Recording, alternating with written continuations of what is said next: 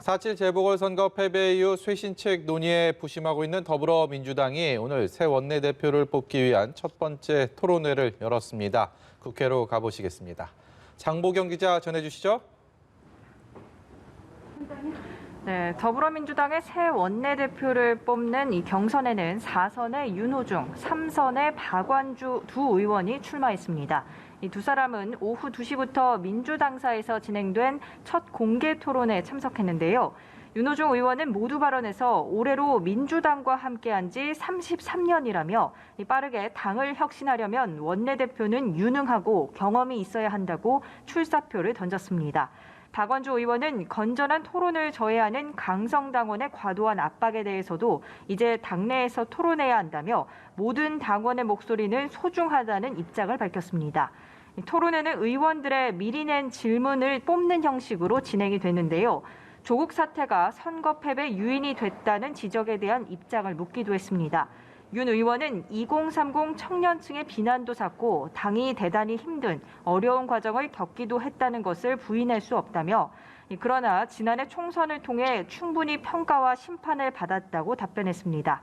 박 의원은 가족사이지만 문재인 정부가 기치로 세운 공정 문제에 대해 국민과 당원들에게 큰 영향을 준 게 사실이라며 사실관계 평가 혁신에 있어 성역이 없다고 본다고 말했습니다. 민주당 내에서는 최근 각 선수별 의원 모임을 중심으로 쇄신론이 터져나오고 있는데 이 원내대표 선거에서도 지난 재보선 패임 분석 과정과 쇄신 방안이 주요 변수가 될 것으로 보입니다. 네, 이번 선거에서 승리를 거머쥔 국민의힘 상황도 알아보겠습니다. 차기 당권을 둘러싼 경쟁이 본격적으로 시작되는 분위기라고요. 네, 재보선 승리를 거머쥔 국민의힘은 내부에서 차기 당권을 둘러싼 경쟁이 치열해지고 있는 모습입니다. 당 지지세가 상승했고 제1야당으로서의 정치적 역할을 잘 뒷받침해줄 당대표 찾기에 부심하는 모습인데요. 이 최다선인 주호영 당대표 권한대행과 정진석 의원이 현재 가장 유력한 당권 주자군으로 꼽히지만 이 당대표 다선 단일화 여부를 놓고 협상의 여지가 남아 있습니다.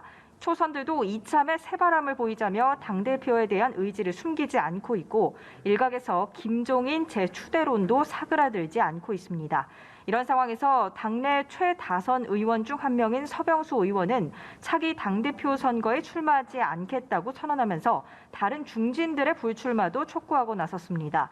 이는 당권 주자로 거론되는 주호영 대표 권한대행과 정진석, 조경태 의원, 나경원 전 의원 등을 포괄적으로 겨냥한 것으로 풀이됩니다.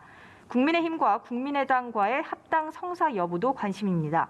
주호영 대표 권한대행은 금요일 의총에서 합당 문제에 대한 의원들의 의견이 정리될 수 있을 것으로 본다면서 그 이후에 자신의 거취도 표명하겠다고 밝혔습니다. 안철수 국민의당 대표는 다음 주까지 당원들의 뜻을 묻는 과정을 진행할 계획이라는 입장을 밝혔습니다. 지금까지 국회에서 전해드렸습니다.